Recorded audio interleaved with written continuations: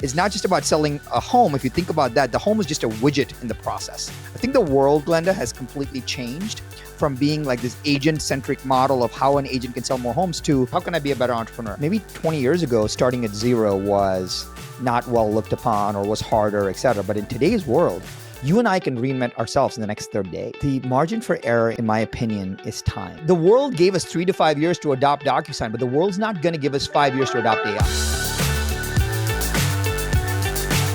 Welcome, welcome, welcome. You are in for a special ride today. I am here with my dear friend, Sharran Srivatsaa. And y'all, this is just like old home week. So if you are new to Glenda's Guru, I'm going to tell you right now, Sharran and I have known each other for years and years and years. We are colleagues and we are friends, and I cannot wait to chat with you, Sharran, for my audience. And I can't even imagine I'm going to say these words. If there's anybody out there that doesn't know you, just tell them just a little bit about you. Well, first off, thank you for putting this together. I don't think people realize how much time and effort and vision this takes. And most importantly, you don't have to do this. And so thank you for putting it together. Thank you for giving us the platform to kind of share great things with your audience. And my name is Sharran Srivatsaa. Super excited to be with you, Glenda. As Glenda shared, that Glenda and I have known each other since we were 2 years old. So that's what is your comment about baby Jesus? Something like that? We've known each other since Jesus was a baby, Sharran. That's right. That's right. But I currently serve as the president of Real, and we are one of the fastest growing publicly traded real estate brokerages in the world. But my love for everything is in helping agents and to become better entrepreneurs. All I care about is that agents end up becoming better entrepreneurs. It's not just about selling a home. If you think about that, the home is just a widget in the process, right? Glenda will tell the story where she's like, hey, I sold this home and I bought a Mercedes, but instead of buying that Mercedes, if I bought a rental property, it would have changed the way I think about everything. So I think the world, Glenda, has completely changed from being like this agent-centric model of how an agent can sell more homes to how can I be a better entrepreneur? And Glenda is the kind of perfect embodiment of that, where she said, hey, listen, I want to get my message out to the world. I'm going to go create a brand and tell a great story. And Glenda, you did that so beautifully and so elegantly. And that showed the entrepreneurial side of who you are, right?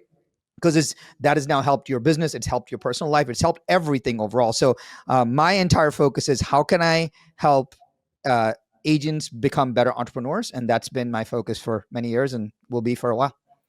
Well, Sharran, you really have had this personality of service first. Every adventure that I've known you to go on and to be on is about, you're curious. You're super curious about industries and about people. But everything that you lead with is how can you be of service and how can you make someone better?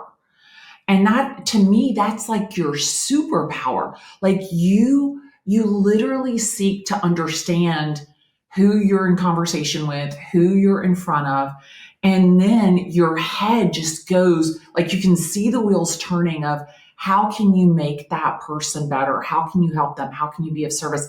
And I really think that that's been maybe your superpower, your secret power, your secret sauce. Am I on the right track? Do you feel like that's where you're going or where you've been? I believe so. And I'll tell you why.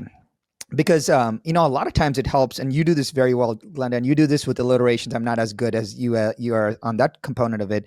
But most importantly, I think about this idea of service, and people say, oh, they talk about these words, service, culture, et cetera. And you're like, well, what does it mean? Tell me what it actually means, right?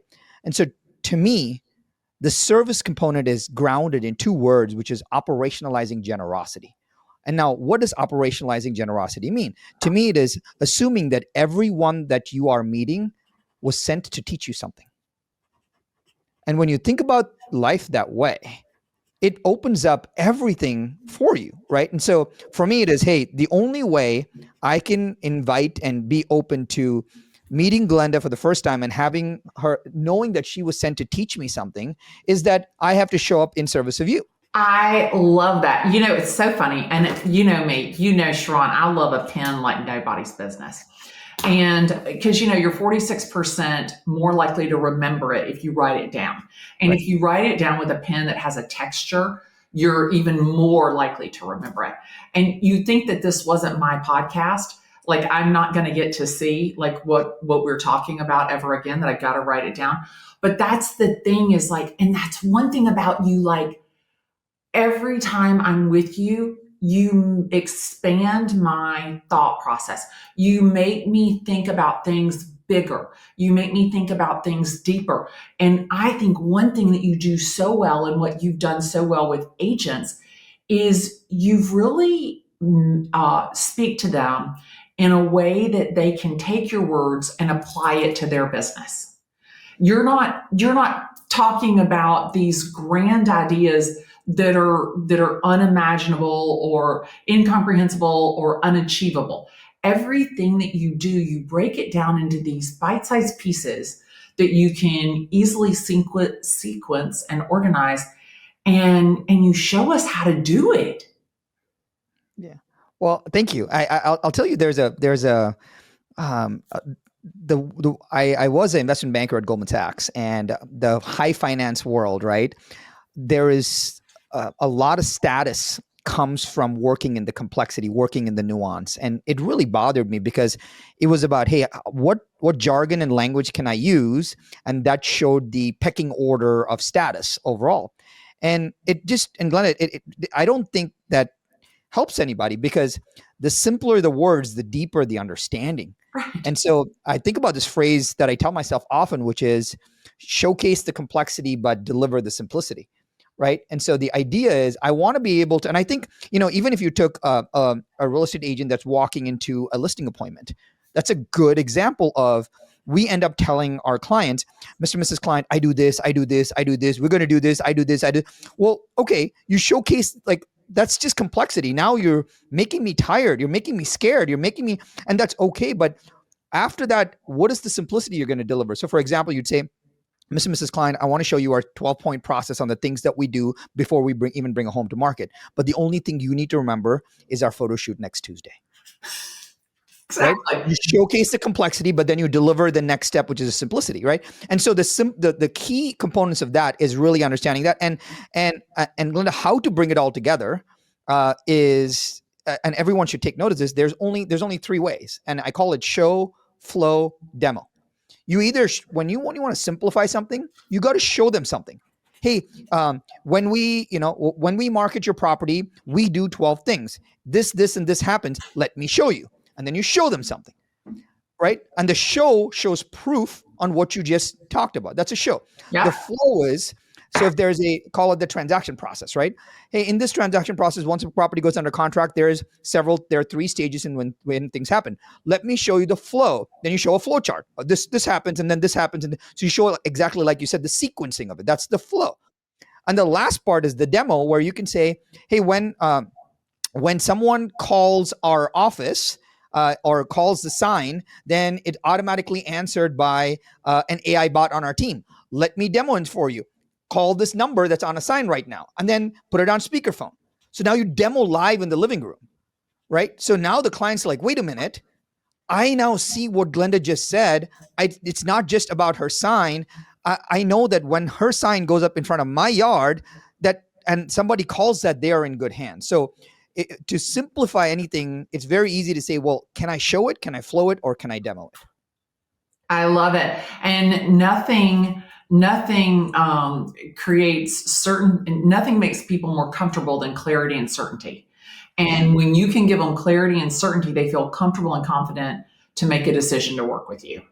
Exactly right. And I think and a lot of times people, the clarity is how you explain it. The certainty is in proof. Right. Right. And the proof can only be done with show, flow, or demo. Because you can say, well, I'll tell you about my client who has this testimonial. No, you got to show the testimonial, right? And not a testimonial on your website. You got to show the testimonial screenshotted from a Zillow, or screenshotted from your app, or screenshotted from your text messages. It may look janky, but showing that actually brings more safety to life. I love it. So Sharran, correct me on a couple of things. I've got two things I want to to ask you. So when you did your introduction, you said you're the president of Real. I was thinking that you had made a transition onto the board. Am I wrong about that? No, you're correct. So I'm in the process. I'm still a Rail now. I'm in my role at Rail till June 1, and on June 1 I transitioned to the board. Okay. All right. I in my head, I was thinking you'd already made that transition. So I just wanted to clear that up in my head. Number one, of course, you know me, I take full credit for the Of course, relationship with you and Real. I mean, I was there day we both one. were. Yeah. And I love that you have been so instrumental in their growth and just in many ways. So I love that. The other thing I want to ask you about is it future proof, future Uh-huh. school, Future future proof. Future proof. future proof. Talk to me a little bit about that. I love it. Well, thank you. So I was thinking about how to serve the real estate community, and Glenda, in the last kind of 2 to 3 years, we've had more changes happen to our industry, or at least these, I mean, we're living in these times, Yeah. than it's happened in the last 25, 30. And it's changing how we do business forever. I mean, starting with the pandemic. Without the pandemic, there was literally no virtual brokerages. Like, the pandemic is what gave if there was no pandemic, there would be no Real, and there would be no virtual brokerages. If there was no pandemic, there would be no QR code, right? QR codes were ugly, right? And now the pandemic is what made them actually happen. And now you have QR codes on signs, etc. And then, because then, with regard to all of that, you then had the NAR and the buyer rep agreement stuff come in. Now you have, clear cooperation being challenged overall. The two things that actually define the foundational pieces of the U.S. real estate economy are buyer representation and clear cooperation. Those are the two underpinnings of our economy. Because I will tell you the crazy part, not many people realize this. If you and I had to go to Lake Como or in Paris and we had to go buy a condo, we would go to one real estate agency in their storefront. They may be able to show us 3 homes that they have listed. And if that agent was not there, another agent at that agency can't show it to us, then we have to go back to another agency, another storefront, and they are going to maybe show us something that they have listed. Like, there's a reason for that, because there's no buyer representation, right? So since there's no buyer representation, you can't have one buyer agent show all the homes that are listed. So what happens because of that is it makes the process extremely long, extremely cumbersome, and now you are sitting on an asset that you can't buy or can't sell, is very illiquid. That is this fundamental reason. Buyer agency is the fundamental reason why the U.S. economy is liquid. Yeah. Right? And now let's talk about clear cooperation for a second, and then I'll tell you about future proof. Is that whether we like it or not, clear cooperation essentially states that within 24 hours of the process happening, a home has to come to market, which gives the client the maximum amount of exposure in all the channels that we have. Now, however you orchestrate it, that the big difference between that and commercial real estate is that commercial real estate does not have to do that, which is why when you and I have to sell an office building, it takes 4 years. As opposed to when you list your home with Glenda, it takes 4 days. Like that's the process, right? So I saw all of this stuff coming about, and I was like, man, and we've still not talked about technology and AI that is, that's completely changing the face of the world. So I was like, how can I create a group where all that people talk about are how to future-proof our business, how to future-proof what an agent does? Because removing an agent from the transaction, like I did 121 flips last year, right? Every single flip I did with an agent on both sides. And I could not imagine doing all these flips, keeping all these, contractors right and inspectors right and lenders right without an agent tying the entire transaction together. So what does 10 years from now look like? What is the role of an agent 10 years from now? Do they all have a couple of, AIs working for them? I don't know. But the main idea for the group, again, is everything that I do is 100% free. The main idea for the group was to have a group where agents would come and talk about, hey, how do you future-proof for your business? So it's a completely free group. It's called Future Proof. You can Google Sharran Future Proof, but it's 100% free, just for agents to future-proof their businesses for the future. Well, and that kind of segues me to the next question. Is like, you and I both know You could charge $100 a month and you could make $1 zillion with your future proof. But you don't. Why? Why? Like why Yeah. why why why that's a because you and I both know. You and I both know we have friends that are 19.99, 49.99, 99.99 a month to get this, that, or the other. Let's not even go into, coaching and kind of things like that. But like, why give it all away for free? Yeah. I'll talk about that for a second. So two big reasons. One is um, nothing is more valuable than goodwill. So when people think of you or think of me and they're like, okay, all of Sharran's stuff is free. People are paying me with their attention and they're paying me with their goodwill. I'm getting a significantly better ROI than anyone charging $77 a month. Because the day I turn around and I want to actually sell something sometime in the future, everyone's going to feel like, man, I like, he's given me so much. The least I can do is like invest in his project or do this or support him or hit share on his TED Talk video or whatever. So I think I'm getting paid in goodwill, which I'm super, super grateful for. And I want to do more. That's why I wanted to keep doing more, because that's why you can deploy more and more and more goodwill in the marketplace. It's a very, very intentional thing. And a lot of people will say, well, Sharran, I'm not in a financial position to do that. And I'm like, well, yes, I'm fortunate to be in a financial position where I can do that, where I can have, like you and I can build a team and we can give everything away for free. We can do that. But you also have to know how to monetize the goodwill in the future. And that's an important part of it. So that's kind of number one, is I get paid in goodwill. The second is I believe, as of, we're entering the age where coaching is dead. Really? And one, maybe you get to hey, I can spend a little time with somebody, et cetera, but I get more benefit from talking to my AI and with mastermind groups than I do with one-on-one coaching. Now, a lot of people will say, I need to, I use coaching for accountability. Sure, you use coaching for accountability because you don't have clarity on exactly what you want to do. When my son Neil, I need to pick him up at 3:00 from school. I don't need accountability to pick him up at 3:00 from school. I go pick him up because that's responsibility. I have insane clarity around that. Now, maybe I'm wired differently, and they'll say, well, Sharran, I'm not wired. I need the accountability. You're in the wrong business if you need Yeah. accountability. You are in the wrong business if you need accountability to call your clients. You are in the wrong business. That's weird, right? So I don't think coaching should be, I think the years of accountability that coaching drives was in the past. Now you can have an AI tool do it for you. You can have most tools do things for you. So what I believe is give away all information for free, but sell implementation. So give Yeah. away the information, but sell implementation. So for example, if I said, like I'm a big fan of, if I said, hey, let me show you exactly how to build I'll make this up, how to build a lead generation automation, right? I'm going to show you step by step how to do all of it. Just go do it, or you do it, or you have your team do it. If you can't do it, I'll do it for you for 100 grand. You choose. And Yeah. so now, because at the end of the day, and I'll tell you why, Glenda, at the end of the day, you get to walk away with something tangible. So I don't know if I've ever shared this with you, and you will love it because you're a Ritz Carlton fan. Because I know this about you. So I worked at Four Seasons, and I went through the Four Seasons training program, and it's with Issy Sharp, the founder of Four Seasons.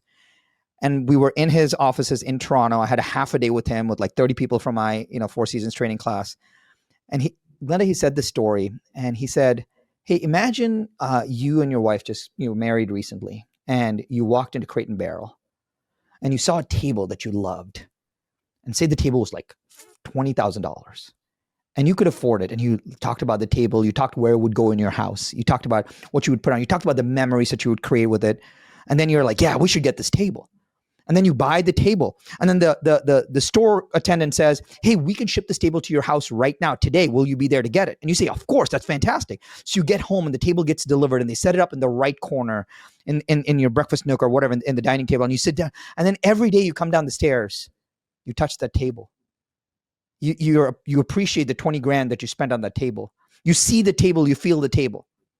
And then Issy Sharp, the founder of Four Seasons, said, he goes, when people come to the Four Seasons Punta Mita, they spend $20,000. And when they leave, they don't have a table. All that they have is the memory of their time at the Four Seasons Punta Mita. And it is our job to install a table in their minds so that they can take the table back home. Oh my stars. Sharran, I can't believe that I've known you forever. I have heard you tell thousands of stories. I've never heard that story ever. Yeah. And it's so true. I Yes. mean, think about it. I mean, I always say we provide the backdrop, you create the memories of your life in the homes that we sell.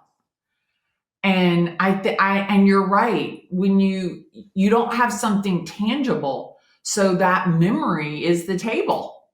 Yeah. Well, so if you think about that, right?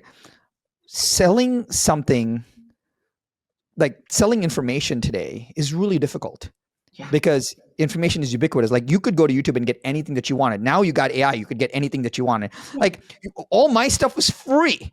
Like, what's shocking to me is I'm like, I make my best stuff and give it away for free. So how is anyone going to compete? And so that's why I think that I've gotten in this mindset of, hey, can I give away all my information? And at some point, I'm going to end up selling implementation. I don't know what that is, but when I sell implementation, I get to sell implementation. So that's the reason I give everything away for free. That's awesome. I love that. You know, I think one of my all-time favorite Sharran stories is the raccoon story. And I love that story so much because every time I think about it, I think it reminds me that that your greatness, you were never so proud in your life that you couldn't do that. And it just, every time I think about it, it reminds me like, here's somebody who's so great that I have so much admiration for. And they were never too proud to do something that they needed to do. Like, you were prepared to do what you needed to do to get to where you needed to go. And it just reminds me of one of the reasons why I think that you are so great. And every time I hug you, I think about that. And I think about that raccoon trying to steal that sandwich from you. I For those of you who don't know that story, I'll tell it very quickly because I think it would be helpful for context. But there's a part two to, there's a learning around that, and that's the big part here. When I went to college, my parents sold everything that they had and gave me a check for the first year of tuition. So I went to school. I got there on my day one, and I handed financial services the check, and they're like, "Oh, great, Sharran, here are your room keys to your dorm room. By the way, since this is an international check, because I was born in India, they said that it's going to take 10 to 15 days to clear. Those are the times when you actually had a check, right? And when I'm dating myself here, and so that meant I didn't have a board plan. I didn't have a meal plan, and so I would go to every like frat party and every like club party to get a pizza or a root beer float or something. And then over the weekend, campus was dead. I couldn't get any food, and I was walking by this dumpster, and I saw a couple people having a pizza party throw a couple of pizzas into the dumpster. And I just waited for it to get dark. I jumped in the dumpster because I'd not eaten for 24 hours. I grabbed a couple of slices of pizza. I ran to my room. I was like, all right, that satisfied me for the night. And the next day I did not eat for another 24 hours. And naturally walked past the same dumpster. And I saw a couple of people throw a bunch of Subway sandwiches in the dumpster. And you're not talking like 6-inch subs. You're talking like party subs, right? And I was like, I really hope this is not tuna, but anything else I will eat because I'm allergic to fish. And so I jumped in, and of course I got a couple of sandwiches, and then I saw these all-American box of Pop-Tarts and like strawberry. Like, it was great. And then this was later at night. The light was streaming through this really smelly dumpster, and I grabbed this box of Pop-Tarts, and suddenly something whacks me in the face, and I'm bleeding. And I touch my face, and I'm like, why am I bleeding? And I see this raccoon in the side of this dumpster, and I'm like, wait a minute, I have to fight for this box of Pop-Tarts with this raccoon. This is crazy. And in that moment, like, you can't even think about anything. So like fight or flight kicks in, and I like hit the raccoon with my foot, and I jump out, and I run as fast as I can. And Glenda, first thing I do is I run to the health services, and I'm like, I really need a tetanus shot or something right now, because I know that raccoon was not spayed for rabies. And so and I was thinking about it, and there's two big lessons from these, right? Lesson number one is, if that was ground zero, it makes you feel like, what it does is it reduces it lowers your floor. It says, all right, if that's as low as I can go, then I'll be okay. Like I'll figure it out. And so it gives you the lower you can go, the more risk you can take. And so I think what that did was it made me less risk averse and made me take more big swings. And I'd say I'm fortunate from a, material quote, basic material success perspective is just because I've taken more risk and more risk, more reward. I've just taken bigger swings because of that overall. And the second is what it does is it also allows you to realize exactly what you said, that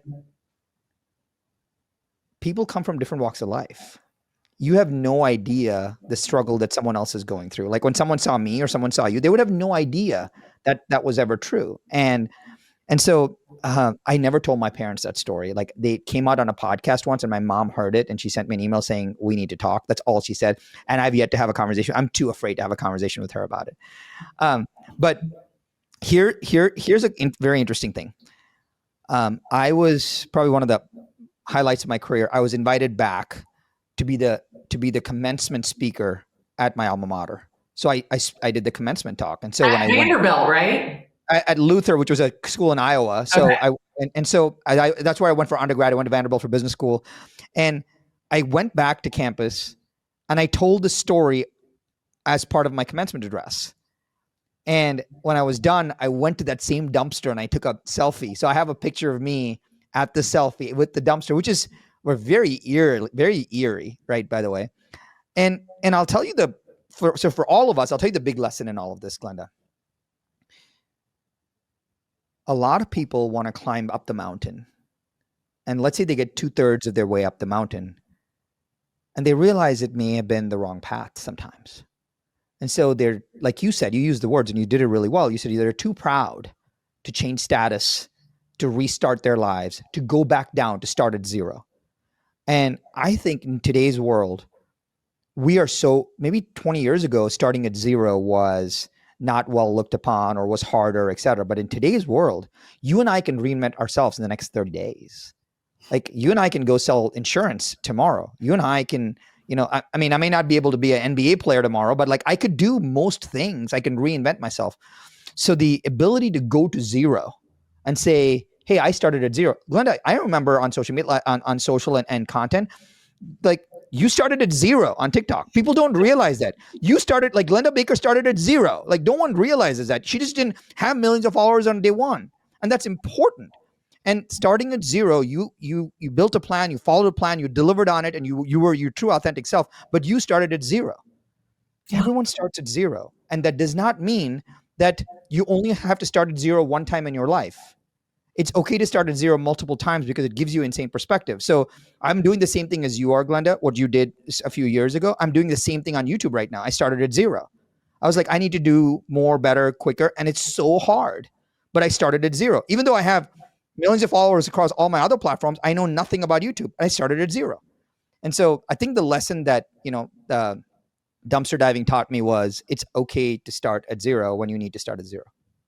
Yeah. And also, I mean, you think about me, like 54 years old, and I'm going to be on TikTok, and so many people were like, oh, they just dance. That's just for kids. Why are you doing that? Why are you wasting your time?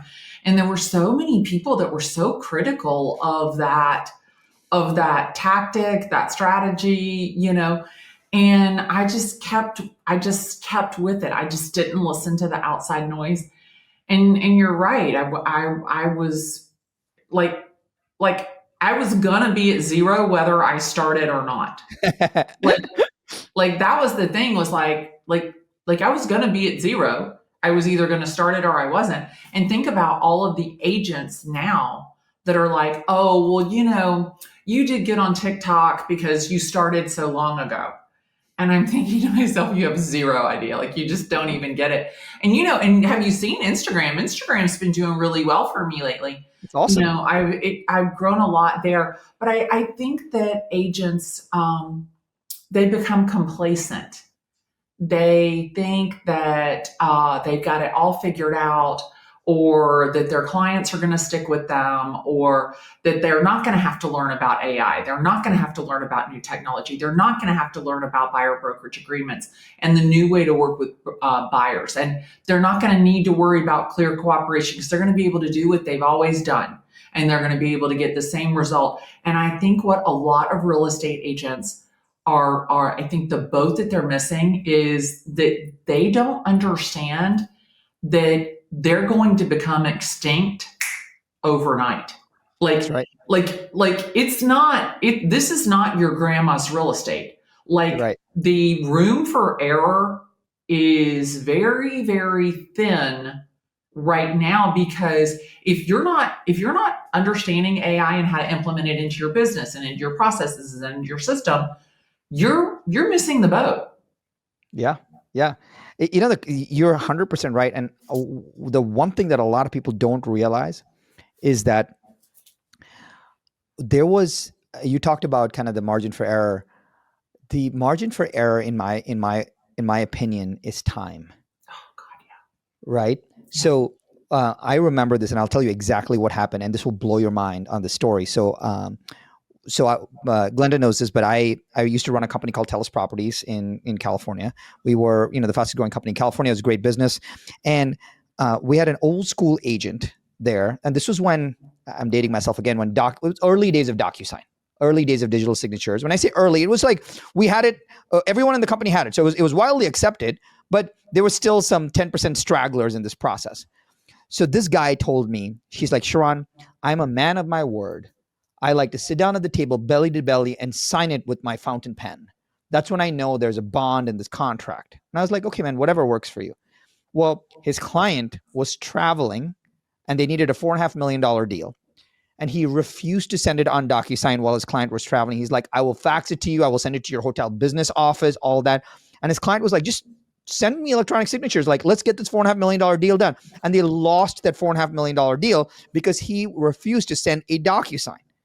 And the interesting part there is I tell you the story because a lot of people, it took them 3 to 5 years to adopt digital signatures. Yesterday, someone asked me for a fax. Like, I go, I don't know what this means. Like, this is crazy that you would even say in a contract, the facsimile or whatever. I don't even know that. Why does that word exist? Like, if that word comes in Word, like it should not even, it should highlight it as a typo, right?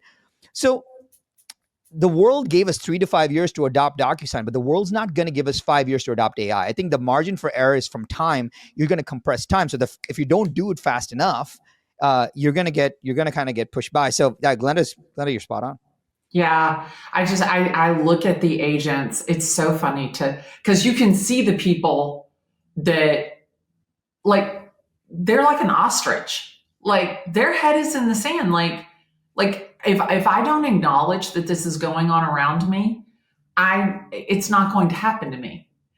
And it just, I mean, it blows my mind every time I see agents that are just unwilling to move with the times. So, and I even see it in myself. I recognize it. Victoria and I, we were showing a new listing that I have coming, the Creed 3 house. So the house that was Creed's house in Creed 3, I am listing that house. Amazing.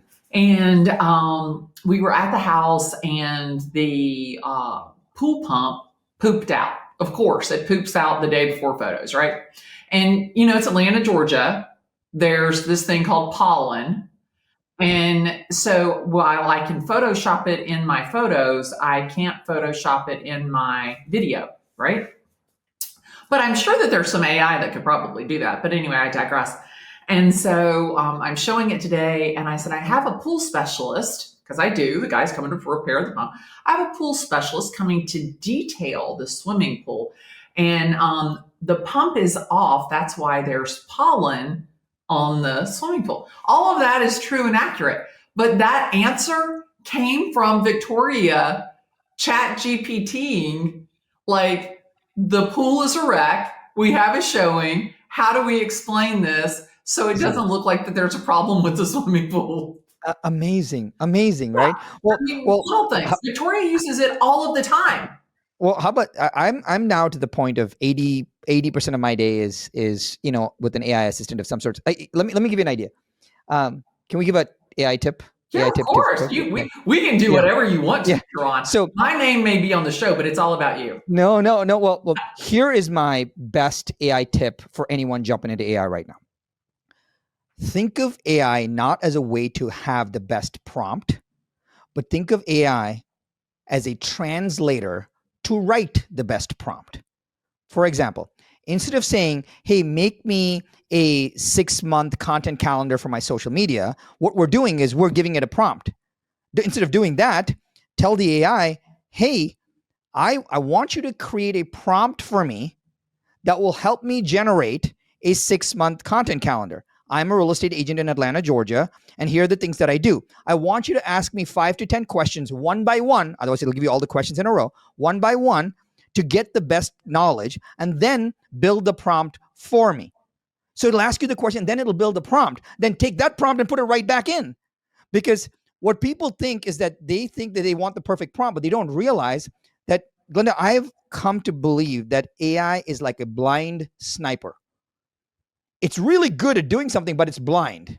And our job is to prompt it perfectly. But the prompting language, it doesn't understand what we speak. It only understands what you give it. So you actually have to let it give you what it needs from a content perspective so you can feed it right back into it. So all I do now is, my first thing is, I need you to help me create a prompt for, and then I write what I want.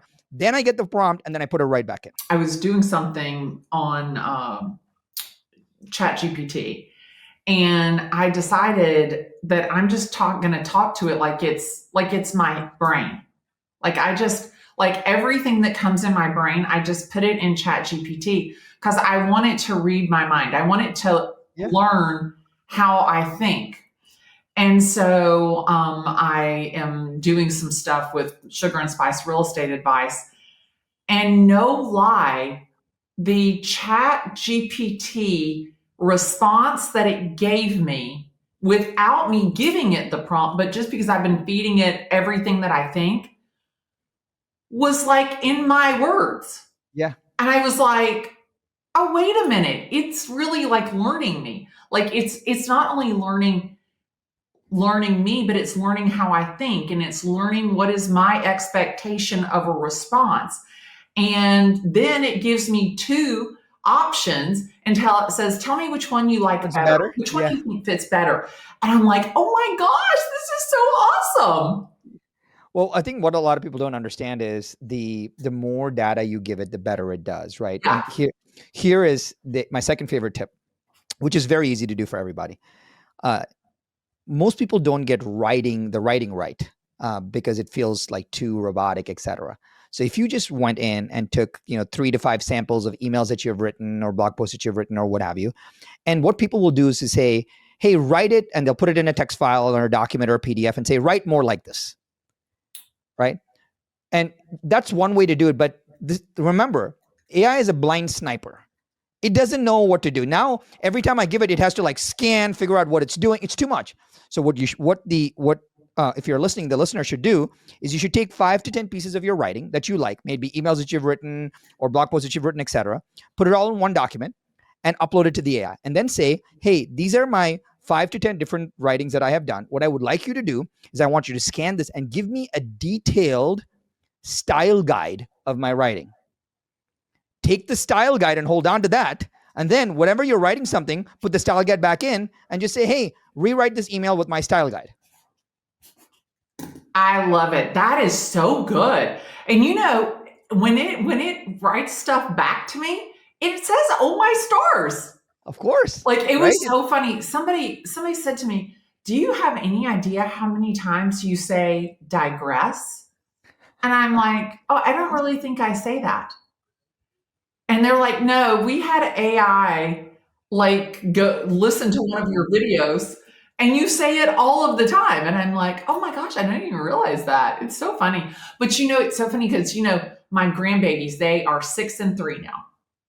And so I was talking to Callie the other day and I'm like, Callie, I don't know. I'm not sure how to do that. And he goes, Glitter, just ask your phone. Yeah. Well, Glenda, I'll tell you this. So you haven't seen Neil in a while. So my son Neil's 13, and he programmed for a school project. They had to build something. You could build anything. So he built a piece of AI and demoed it all by himself. Like he found multiple apps, he connected them all together. He asked if he could get a subscription. So I got him the $20 a month subscription. He did everything with no help from me, just asking the AI to help him write the AI. Oh my God. How old is Neil now? So Neil's 13 and Lara's 9. Oh my, where does the time go, Sharran? No, it's you wouldn't even recognize him. He's, these kids, they just grow up so fast. It's insane. And he's still doing great at soccer? He's doing really well at soccer. Both Neil and Lara are playing soccer. He's doing really well at soccer, and he's a good, just a good kid. And your lovely wife, she's doing well? Niti's doing well too. She's got 3 full-time jobs, the 2 kids and me. So don't you love it? Don't you absolutely, you have to love your life. I feel like when you were running Telus, oh my gosh, I interviewed someone a month or so ago, and I said something, like, how did you get into real estate or something like that? And he goes, oh, I started a company called Telus. And I was like, oh, was it Peter Hernandez? No, it was Steve Scholl. Oh yeah, Scholl. And I was like, oh, wait. And it's so funny because I just always, you were Telus. We had so much fun. I remember one of the first times that I met you, and one of the first times I had the opportunity to hang out with you was when you had Leslie Appleton Young in the Telus suite. Yeah. I guess we were in Las Vegas, right? Yeah. Either Las Vegas or San Diego, one of the two. Yeah. And we had, and I mean, you always have brought amazing programs and amazing things to amazing learning opportunities to agents.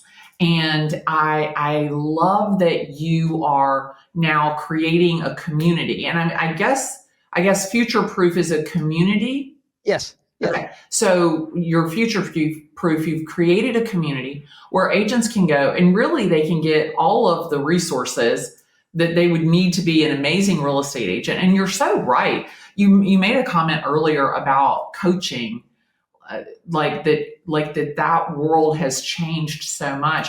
And I think that you're so right because you can ask ChatGPT anything. You can YouTube anything. Anything, when I need to change the clock in my car, I just do that on YouTube. I mean, I just look the little video up, easy peasy lemon squeezy. It's so much easier than the manual, that the manual is right there in the car and I don't even think about looking at the manual. And I think that the way that we learn is changing so fast. The way that we consume content is changing so fast. But I think that there's never been a better time to be in relationship with people. Would you agree with that? Yeah. I think I'm in full agreement with you specifically because when the strategy and the implementation becomes easily accessible, then there are only 2 things that are important, which is our humanity and our creativity. Right? Because our humanity and our creativity cannot be replaced by machines. And at any point in time, ChatGPT can take an idea that Glennda has for a YouTube video and write a script, but it's not writing a script by itself. It's taking the seed of the idea, the framing, the angle that Glennda is generating with her creativity. But the only way Glennda can generate that idea, that angle with her creativity is because of your humanity, is because of the relationship, because of the spark, because of the conversation that you just had, at the barbecue spot, whatever, that's what it is. Right. And I think that it's Fox Brothers is so good, by the way, but anyway. It's so good. Every time I eat there, I only think about you. I feel like I should get a to-go bag and ship it to you. Oh my gosh. It's so good. My wife and I talk about it often, Glennda, I'm spending more time now thinking about, all right, how can I spend a significant portion of my time with flexing my humanity and flexing my creativity? Because if I am around people that believe the same thing, that around people that want to challenge me some way, I'm really in humanity, in relationship, right? And the creativity is the juice. That's why those two things. Implementation used to be difficult in the past. Implementation is not difficult anymore. Like we're in the creativity age. Whatever you think and you want can be done. And the sooner we can believe that, I believe that in our lifetimes, we're going to cure cancer. We're going to cure most of the diseases because we have the ability to crunch numbers, to do all of those things right now. So when in doubt, lean in on the humanity and lean in on the creativity, because the call to your clients, the video a lot of times that you make for your clients is way more important now, because that touches their humanity and that shows your creativity. Yeah, one thing that I learned from you that you are the master at is that voice memo. Nobody loves a voice memo like Sharran. And you would send me those, and I have them all. I don't delete anything. I have all of your voice memos, and I think that people, and this is where it's really critical to make sure that they know that you didn't just dial it in, that an AI bot didn't do it, that it wasn't done for you. Like when you're sending a voice memo, like a lot of times when people message me on Instagram, I'll respond back with my voice. Number one, just because it's easier. And number two, because then they know that it's really me. And now, like with all of my clients, I always send a video. Hey, I'm just thinking about you. I was driving through the neighborhood. I remember when you bought that house. And I drove by, and I can't believe that you painted the whole house black. Like I sold this house, a cedar house in East Cobb, and it was cream, and they painted it black. And I was like, what the, seriously? And they painted the door mustard, and it looks fabulous. It looks amazing. I was like, and so I drove by. I almost thought that maybe I was on the wrong street, because I knew I always turn here to, and their house is right there on the right. And I was like, oh, that's that. And I'm like, oh my God, I'm in front of your house. This is so cool. So, I mean, I just think that number one, anytime that they can like see you or hear you, that helps you. Totally. And number two, anytime that you can take them back to that memory with you. Oh yeah. That like that moment that they knew that was the house. Like the moment you walked in the foyer and they were like, this is it. I've got to have this house. And I always try and take them back to that moment, but there's never been a more important time to move from service provider into relationship with your clients. And there's never been a better opportunity to get the time to do that than by using AI to do all the system and the process, right? And the stuff that we hate as artists, that stuff that we hate. It's so much easier to get all of that done by AI. And then you get to do the fun stuff that you love, which is talking to your people and hanging out with your people and doing that great stuff. I think I really hope that folks, that was probably the most important 30 seconds of the show. And I'll tell you why. You very clearly articulated the case for AI. You articulated the difference. And it was easy for me to say, you got to be in relationship, and it's your humanity and your creativity. And what you said was really powerful, Glennda, which you're like, and so I'm going to repeat it. The chance to use implementation vehicles, AI systems, tools, virtual assistants, whatever, to do all the other things that you need to get done as a part of your role, the implementation stuff, so that you can be in your highest valued use. That is the advantage. And the advantage is not, oh my gosh, I have to learn AI. The advantage is I don't have to do any of the other stuff. In fact, all the other stuff will get done in significantly better accuracy. Yeah, faster.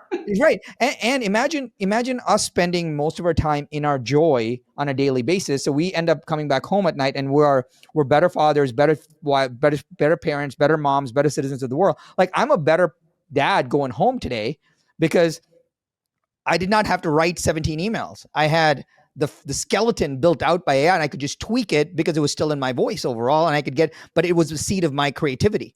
Right. And so it really just a super great kind of difference there that everybody should understand that. Well, I got to tell you, Sharran, and I'm going to let you go in just a second, but I have been talking to my chat GPT, and like when I get like really, because sometimes I can get worked up. I can get really worked up about stuff. And so I have been like using it to like get out like my like vent, and I ask it, okay, so do you think I've lost my mind? Or like how would you move from complete and total frustration? How would you move from just wanting to strangle somebody into a calm solution for this problem? And it gives me like the greatest answers. I mean, it's like a therapist. It's almost like It's I'm better. going to go home and tell my spouse, like, and not that I have a spouse, but if I did have a spouse, like, you go home and you tell them all your problems. You don't even have to do that anymore. You can just tell it to ChatGPT. And I call him Charlie. I just Good. call him Charlie just because I think he needs a name. And I think Yeah. that's close enough to ChatGPT. I love that so much. And I actually call my AI Nova because she came up with it. So I was like, hey, what would you want me to call you? And she's like, well, you can call me whatever you want. I'm like, I really need you to pick a name. So like, well, how about Nova? And I'm like, great.